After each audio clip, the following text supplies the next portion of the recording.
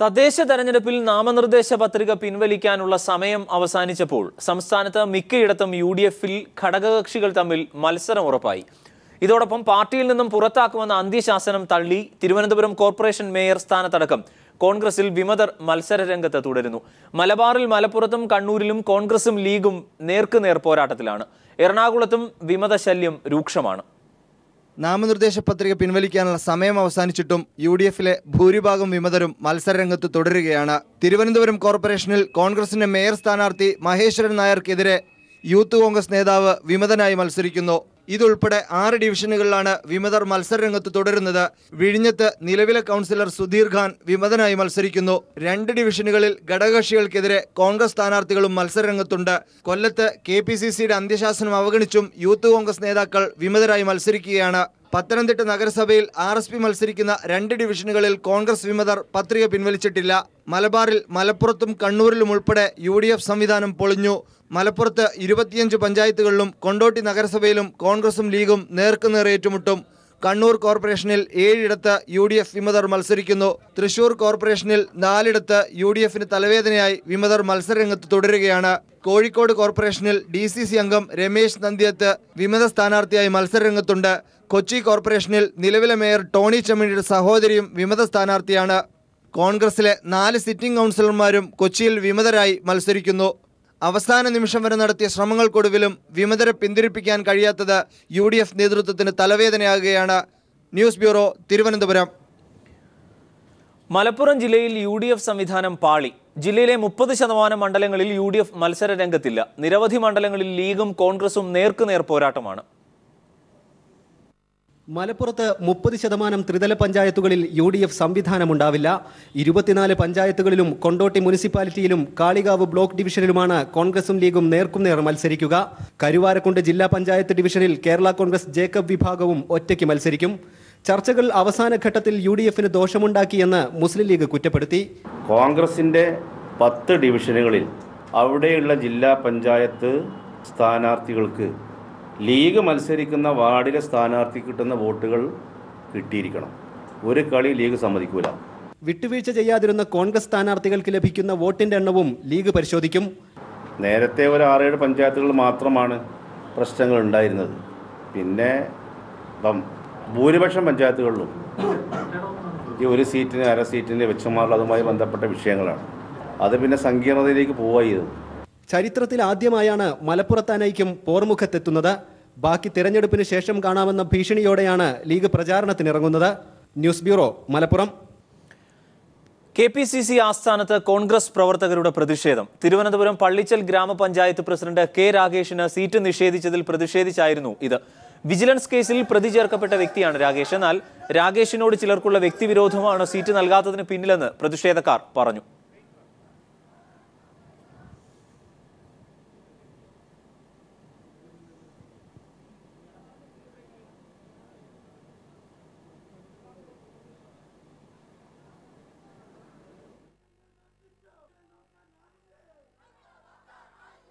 Bill chits അഴിമതിയെക്കുറിച്ച് ഉയർന്ന ചോദ്യങ്ങൾക്ക് മറുപടിയില്ലാതെ മീറ്റ് ദ പ്രസിൽ വെള്ളാപ്പള്ളി നടേശൻ. പീപ്പിൾ രേഖകൾ സഹിതം പുറത്തുവിട്ട അഴിമതി സംബന്ധിച്ച ചോദ്യങ്ങളിൽ വെള്ളാപ്പള്ളിക്ക് ഉത്തരം മുട്ടിയപ്പോൾ അഴിമതി വാർത്ത പുറത്തുവിട്ട കൈരളി പീപ്പിളിനെതിരെ തിരിയുകയാണ് വെള്ളാപ്പള്ളി ചെയ്തത്. ബെൽ ചിറ്റ്സ് എന്ന വെള്ളാപ്പള്ളിയുടെ സ്വന്തം സ്ഥാപനത്തിൽ 2013-14 സാമ്പത്തിക വർഷം അനധികൃതമായി ഒഴുകിയ 23 കോടി രൂപയെക്കുറിച്ചാണ് കൈരളി പീപ്പിൾ രേഖാസഹിതം റിപ്പോർട്ട് ചെയ്തത്. വെള്ളാപ്പള്ളിയുടെ ചിട്ടിക്കമ്പനിയുടെ ഓഡിറ്റിംഗ് നടത്തുന്ന GVR അസോസിയേറ്റ്സ് തന്നെയാണ് 23 കോടിയുടെ ഇടപാടിന് രേഖയില്ല എന്ന് കണ്ടെത്തിയത്. ഈ കണ്ടെത്തലിനെക്കുറിച്ചാണ് മാധ്യമപ്രവർത്തകർ ചോദ്യങ്ങൾ ഉന്നയിച്ചത്. വെള്ളാപ്പള്ളിയുടെ മറുപടി ഇങ്ങനെ: നിങ്ങൾക്ക് പറഞ്ഞാൽ വ്യക്തമാകുകയില്ല. ഈ ചിലത് മനസ്സിലായെന്ന് പറഞ്ഞ് മനസ്സിലായാലും മനസ്സിലാകാതെ പോകും. നിങ്ങളുടെ മനസ്സ് വേറെ വല്ലതും കിടപ്പുണ്ടെങ്കിൽ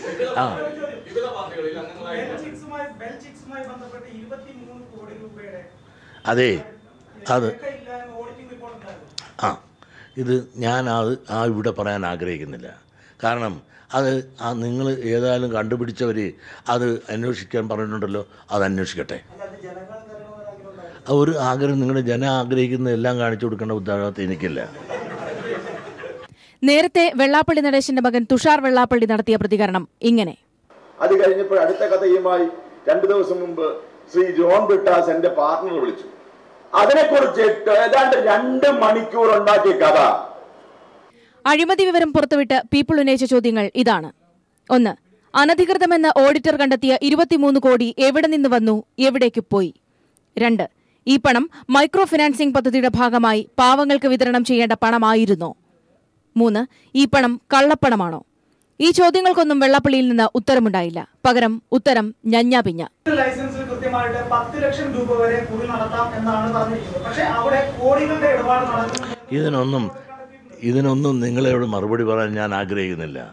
ഇവിടെ നിന്ന് ഓരോരുത്തർ ഫോൺ ചെയ്ത് നിങ്ങൾ എങ്ങനെ വ്യാഖ്യാനിച്ചാലും എനിക്ക് കുഴപ്പമില്ല.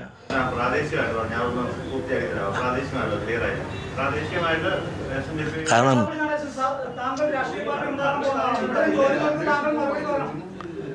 നിങ്ങളെ ഇവിടെ വരിച്ച് തന്നെ പോസ്റ്റ്മോർട്ടം നടത്താമെന്നായിരിക്കണമെങ്കിൽ എനിക്ക് നല്ല സൗകര്യമില്ല മറുപടി പറയാൻ. നിങ്ങൾ പറയണതെല്ലാം മറുപടി പറയാനായിട്ട് വന്നിരിക്കുകയല്ല ഞാൻ. അങ്ങനെ എന്നെ പ്രകോപിപ്പിച്ച് നിങ്ങൾ പത്രമധ്യമാണെന്നും പറഞ്ഞുകൊണ്ട് എന്നെ പ്രകോപിപ്പിച്ച് ചോദ്യങ്ങൾ ചോദിച്ച് മറുപടി കിട്ടണമെന്ന് നിങ്ങൾ ആഗ്രഹിച്ചാൽ അങ്ങനെ പറയാനൊന്നും ഞാൻ തയ്യാറല്ല. വെള്ളാപ്പള്ളിയും ഭാര്യയും മരുമകളും നടത്തുന്ന ചിട്ടിക്കമ്പനിയുടെ അനധികൃത പണമിടപാടിനെക്കുറിച്ച് എല്ലാ ഉത്തരവാദിത്വത്തോടും കൂടി കൈരളി പീപ്പിൾ പുറത്തുവിട്ട വാർത്ത വെള്ളാപ്പള്ളിയുടെ ഉത്തരം മുട്ടിക്കുന്നതാണ് കേരള രാഷ്ട്രീയം ഇന്ന് ആലപ്പുഴയിൽ നടന്ന മീറ്റ് ദ പ്രസിൽ കണ്ടത്. Political desk. കൈരളി പീപ്പിൾ ചാനലിനെതിരെ രൂക്ഷ വിമർശനവുമായി തുഷാർ വെള്ളാപ്പള്ളി രംഗത്ത്. ബെൽ ചിറ്റ്സ് കമ്പനിക്കെതിരെ പീപ്പിൾ നൽകിയ വാർത്ത അടിസ്ഥാനരഹിതമാണ്. ബെൽ ചിറ്റ്സ് ബോംബ് കമ്പനിയല്ല, നിയമപരമായി കമ്പനിയാണ് ഇത് എന്നും കണക്കുകൾ സുതാര്യമാണെന്നും തുഷാർ പറഞ്ഞു. SNDP യോഗത്തിലേക്ക് 1 രൂപ പോലും വരില്ല ഇതിന്. കാരണം SNDP യോഗത്തിൽ ബാങ്കുകളിൽ നിന്ന് വരുന്ന മൈക്രോ ഫിനാൻസ് എന്ന് പറയുന്നത് നേരിട്ട് നമ്മുടെ യൂണിറ്റ് വഴി യൂണിറ്റുകളിലേക്കാണ് ആ പണം പോകുന്നത്. 1 രൂപ പോലും SNDP യോഗത്തിന്റെ അക്കൗണ്ടിലേക്ക് വരുന്നില്ല. ആകെ SNDP യോഗത്തിന്റെ അക്കൗണ്ടിലേക്ക് വരുന്നത് നമ്മുടെ പിന്നോക്ക വകുപ്പിന്റെ പണമാണ്. പിന്നോക്ക വകുപ്പിന്റെ പണം VS എന്താ പറഞ്ഞത്? 15 കോടി രൂപ കിട്ടി, അത് പുട്ടടിച്ചു എന്ന് അദ്ദേഹം പറയുന്നുണ്ടായി. എവിടെ? നമുക്ക് ആകെ കിട്ടിയിട്ടുള്ളത് 4,91,00,000 രൂപയാണ്. മൈക്രോ ഫിനാൻസ്, നമുക്ക് മൈക്രോ ഫിനാൻസ് കൊടുക്കാൻ വേണ്ടി ഈ പിന്നോക്ക വകുപ്പിൽ കിട്ടിയിട്ടുള്ളത് ആകെ 4,91,00,000 രൂപ. അത് 4% പലിശക്കാണ് നമുക്ക് കിട്ടുന്നത്. ആ 4% പലിശക്ക് തന്നെയാണ് നമ്മുടെ പ്രവർത്തകർക്ക് കൊടുത്തിട്ടുള്ളത്. അത് ഏതാണ്ടല്ല കൃത്യമായി പറഞ്ഞാൽ 39 യൂണിയനിലേക്ക് കൊടുത്ത 39 യൂണിയനിലേക്ക് അത് ആണ് ഈ ചെക്കായി 39 യൂണിയനിലേക്ക് കൃത്യമായി ചെക്കായാണ് ഈ പണം മുഴുവൻ കൊടുത്തിട്ടുള്ളത്. സ്വാമി ശാശ്വതീകാനന്ദയുടെ മരണത്തിൽ തുടരന്വേഷണം ആവശ്യപ്പെട്ട് ശ്രീനാരായണ ധർമ്മവേദി മുഖ്യമന്ത്രിക്കും ആഭ്യന്തരമന്ത്രിക്കും പരാതി നൽകി. DGPയുടെ മേൽനോട്ടത്തിലുള്ള പ്രത്യേക സംഘം കേസ് അന്വേഷിക്കണം എന്നാണ് ആവശ്യം. പരാതിയിൽ സർക്കാർ നടപടിയെടുത്തില്ലെങ്കിൽ നിയമ നടപടിയും സമരവുമായി മുന്നോട്ടു പോകുമെന്നും ബിജു രമേശ് വ്യക്തമാക്കി. സ്വാമി ശാശ്വതീകാനന്ദയുടെ മരണവുമായി ബന്ധപ്പെട്ടുണ്ടായ പുതിയ വെളിപ്പെടുത്തലുകളുടെ പശ്ചാത്തലത്തിലാണ് ശ്രീനാരായണ ധർമ്മവേദി കേസിൽ തുടരന്വേഷണം ആവശ്യപ്പെട്ട് മുഖ്യമന്ത്രിക്കും ആഭ്യന്തരമന്ത്രിക്കും പരാതി നൽകിയത്. ക്രൈംബ്രാഞ്ച് അന്വേഷണം മുൻവിധിയോടുകൂടിയതാണ്. അതുകൊണ്ടാണ് സത്യസന്ധമായ അന്വേഷണം മുൻപ് നടക്കാത്തതെന്ന് ശ്രീനാരായണ ധർമ്മവേദി ജനറൽ സെക്രട്ടറി ബിജു രമേശ് പറഞ്ഞു. ഈ സാഹചര്യത്തിൽ DGPമാരായ സെൻകുമാറിന്റെയോ ജേക്കബ് തോമസിന്റെയോ മേൽനോട്ടത്തിൽ ഒരു പ്രത്യേക സംഘത്തെക്കൊണ്ട് കേസ് തുടരന്വേഷിപ്പിക്കണം എന്നുള്ളതാണ് ആവശ്യം. പരാതിയിൽ സർക്കാർ തീരുമാനമെടുത്തില്ലെങ്കിൽ നിയമ നടപടിയും സമരവുമായി മുന്നോട്ടു പോകുമെന്നും ബിജു രമേശ് പറഞ്ഞു. ഗവൺമെന്റിന് പരാതി നൽകിയിട്ടുണ്ട്. ഇതിന് തീരുമാനം ഉണ്ടായില്ലെങ്കിൽ ഞങ്ങൾ സമരവും നിയമപരമായും ഒക്കെ തന്നെ ഇനി മുന്നോട്ട് പോകാനാണ് ശ്രീനാരായണ ധർമ്മവേദി എടുത്തിരിക്കുന്ന തീരുമാനം.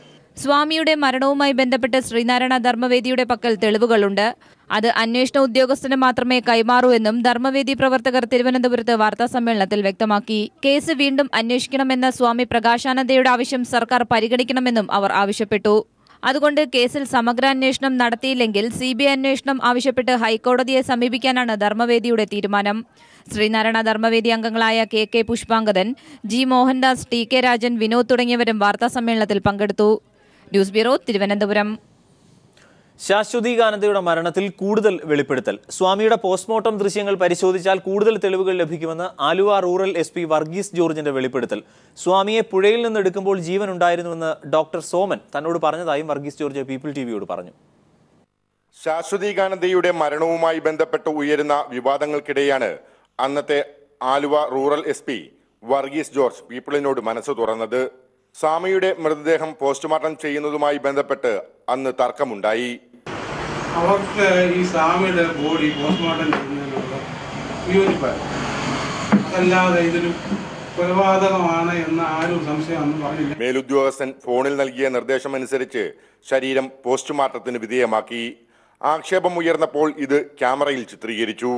കോടതിയുടെ പക്കലുള്ള ഈ ദൃശ്യങ്ങൾ പരിശോധിച്ചാൽ പുതിയ തെളിവ് ലഭിക്കുന്ന കാര്യം തള്ളിക്കളയാനാവില്ലെന്നും അദ്ദേഹം പറഞ്ഞു. തെളിവ് ഏത് സമയത്തും വരാം. ഞാൻ ഉദ്യോഗസ്ഥൻ എനിക്കുള്ളതിനെക്കാട്ടി കൂടുതൽ പരിചയസമ്പന്നനായ ഉദ്യോഗസ്ഥന്മാരെ കിട്ടുന്ന വരും. കാലം പോകുന്നതിനനുസരിച്ച് പുതിയ തെളിവുകൾ പല കേസുകളും മൂലം നമുക്ക് കാണാറുണ്ടല്ലോ. അതൊക്കെ പോസിബിൾ. സംഭവം നടന്ന ദിവസം പുഴയിൽ നിന്നെടുത്ത സ്വാമിക്ക് ജീവനുണ്ടായിരുന്നതായും ആശുപത്രിയിലേക്ക് കൊണ്ടുപോകുന്ന വഴിയാണ് മരണം സംഭവിച്ചതെന്നുമാണ് താൻ മനസ്സിലാക്കുന്നത്. പൾസ് ഉണ്ടായിരുന്നു എന്ന് പറഞ്ഞത് അന്ന് അവിടെ ഈ മീറ്റിംഗിൽ എന്തോ വന്ന SNDP-യിൽപ്പെട്ട ഒരു ഡോക്ടറാണ്, റിട്ടയർഡ് ഗവൺമെന്റ് ഡോക്ടറാണെന്ന് തോന്നുന്നു. സ്ഥലത്ത് ആ ഘട്ടത്തിൽ വെള്ളാപ്പള്ളി നടേശനും അന്നത്തെ DIG മുഹമ്മദ് യാസറും ഉണ്ടായിരുന്നു. സ്വാമിയുടെ മരണ ദിവസത്തെ ദിനചര്യകൾ താൻ മനസ്സിലാക്കിയത് ഇങ്ങനെയാണെന്നും അദ്ദേഹം ഓർത്തു. സ്വാമി രാവിലെ പോയി കര മുൻഫലം ചെയ്തു എന്ന് സാധാരണ കുളിമുറിയിലാണ് കുളിക്കുന്നത്. അന്ന് പാല് കുടിച്ചു എന്ന് ഞാൻ അറിഞ്ഞായിരുന്നു. അത് കഴിഞ്ഞിട്ട് സ്വാമി തന്നെ നീന്തി കുളിക്കത്തുമ്പോൾ പോയി എന്നാണ് അന്ന് പറഞ്ഞായിട്ട് എൻ്റെ ഓർമ്മയിട്ടുള്ളത്. വിവാദമുണ്ടായിട്ടും കേസന്വേഷിച്ച ക്രൈംബ്രാഞ്ച് തന്റെ മൊഴി രേഖപ്പെടുത്തിയിട്ടില്ല. തന്റെ സർവീസ് ഘട്ടത്തിൽ ചിത്രീകരിച്ച പോസ്റ്റ്മോർട്ടം ദൃശ്യങ്ങളിൽ ഒരു പിടി ചോദ്യങ്ങൾക്കുള്ള മറുപടിയും ഇനിയും തെളിയാത്ത സത്യവും മറഞ്ഞിരിപ്പുണ്ടെന്ന വിശ്വാസത്തിലാണ് ഈ പഴയ rural SP. Leslie John, Pathanamthitta. താൻ പശുവിറച്ചി കഴിക്കാറുണ്ടെന്ന് വെള്ളാപ്പള്ളി നടേശൻ തുടർന്നും കഴിക്കുമെന്നും വെള്ളാപ്പള്ളി ആലപ്പുഴയിൽ പറഞ്ഞു. ഗോവധത്തെ പറ്റി എനിക്ക് അറിയാൻ പാടില്ല. പക്ഷേ ഞാൻ പത്തനത്തിൽ വാർത്തയില്ല. ഞാൻ ഏതായാലും ഗോവധ പശുവിൻ്റെ ഇറച്ചി തിന്നുന്നതിനാണ്. പശുവിനെ കടത്തിയെന്നാരോപിച്ച് ഹിമാചൽ പ്രദേശിൽ യുവാവിനെ ബജ്രംഗ് ദൾഗർ കൊലപ്പെടുത്തിയ സംഭവം രാജ്യം നേരിടുന്ന ഗുരുതരമായ വിപത്തിന്റെ ഏറ്റവും ഒടുവിലത്തെ ഉദാഹരണമാണെന്ന് CPIM പോളിറ്റ് ബ്യൂറോ അംഗം പിണറായി വിജയൻ. ആക്രമിക്കപ്പെട്ടവർക്കെതിരെ പശുവിന്റെ കള്ളക്കടത്ത് തടയൽ, മൃഗങ്ങൾക്കെതിരായ അതിക്രമങ്ങൾ തടയൽ എന്നീ വകുപ്പുകൾ പ്രകാരം കേസെടുക്കാൻ ശുഷ്കാന്തി കാണിച്ച പോലീസിന് നിയമം കയ്യിലെടുത്ത ബജ്രംഗ് ദൾഗാരെ തൊടാൻ എന്തുകൊണ്ട് കഴിയുന്നില്ല എന്ന് സംസ്ഥാനം ഭരിക്കുന്ന കോൺഗ്രസ് വിശദീകരിക്കണം. കോൺഗ്രസിന്റെ ഭരണത്തിൽ വർഗീയ ഭ്രാന്തന്മാർക്ക് അഴിഞ്ഞാടാനുള്ള സൗകര്യമാണ് ലഭിക്കുന്നത് എന്ന് ഹിമാചൽ സംഭവം ആവർത്തിച്ച് തെളിയിക്കുന്നുവെന്നും പിണറായി വിജയൻ ചൂണ്ടിക്കാട്ടി. PC ജോർജിനെ കൂറുമാറ്റ നിരോധന നിയമപ്രകാരം അയോഗ്യനാക്കണമെന്ന പരാതിയിൽ PC ജോർജിനെതിരെ മുഖ്യമന്ത്രി ഉമ്മൻചാണ്ടിയും KPCC പ്രസിഡന്റ് VM സുധീരനും സ്പീക്കർക്ക് മൊഴി നൽകി. PC ജോർജ് മുന്നണി വിരുദ്ധ പ്രവർത്തനം നടത്തിയെന്ന് മുഖ്യമന്ത്രി വ്യക്തമാക്കി. PC ജോർജിന് UDF-ൽ തുടരാനുള്ള അർഹത നഷ്ടപ്പെട്ടുവെന്ന് VM സുധീരനും മൊഴി നൽകി. അടുത്ത ഹിയറിംഗ് ഈ മാസം 26-ന് ചേരും. PC ജോർജ് അരുവിക്കര ഉപതെരഞ്ഞെടുപ്പ് സമയത്ത് മുന്നണി വിരുദ്ധ പ്രവർത്തനം നടത്തിയെന്നും തെരഞ്ഞെടുപ്പ് വേളയിൽ സ്വന്തമായി പാർട്ടി രൂപീകരണ പ്രഖ്യാപനവും സ്ഥാനാർത്ഥി വിളംബരവുമൊക്കെ PC ജോർജ് നടത്തിയതായും മുഖ്യമന്ത്രി സ്പീക്കർക്ക് മൊഴി നൽകി. PC ജോർജിനെ അയോഗ്യനാക്കണമെന്ന പരാതിയിന്മേൽ സ്പീക്കർ നടത്തിയ തെളിവെടുപ്പിലാണ് മുഖ്യമന്ത്രി ഇത്തരം കാര്യങ്ങൾ പറഞ്ഞത്. നിയമസഭയിലെ ബജറ്റ് സമ്മേളനത്തിൽ PC ജോർജ് UDF-ന് അനുകൂലമായി വോട്ട് ചെയ്തല്ലോ എന്ന PC ജോർജിന്റെ അഭിഭാഷകൻ രാംകുമാറിന്റെ ചോദ്യത്തിന് വോട്ടിംഗ് നടന്നില്ല എന്നായിരുന്നു മുഖ്യമന്ത്രിയുടെ മറുപടി. അരമണിക്കൂറോളം മുഖ്യമന്ത്രിയുടെ തെളിവെടുപ്പ് നീണ്ടു.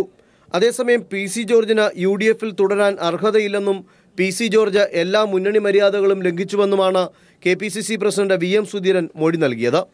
നിയമസഭയിൽ 610 നമ്പർ മുറിയിൽ നടന്ന തെളിവെടുപ്പിൽ സ്പീക്കർ N ശക്തൻ, PC ജോർജ്, ജോർജിന്റെ അഭിഭാഷകൻ രാംകുമാർ, തോമസ് ഉണ്ണിയാടന്റെ അഭിഭാഷകൻ ശ്രീകുമാർ തുടങ്ങിയവർ സംബന്ധിച്ചു.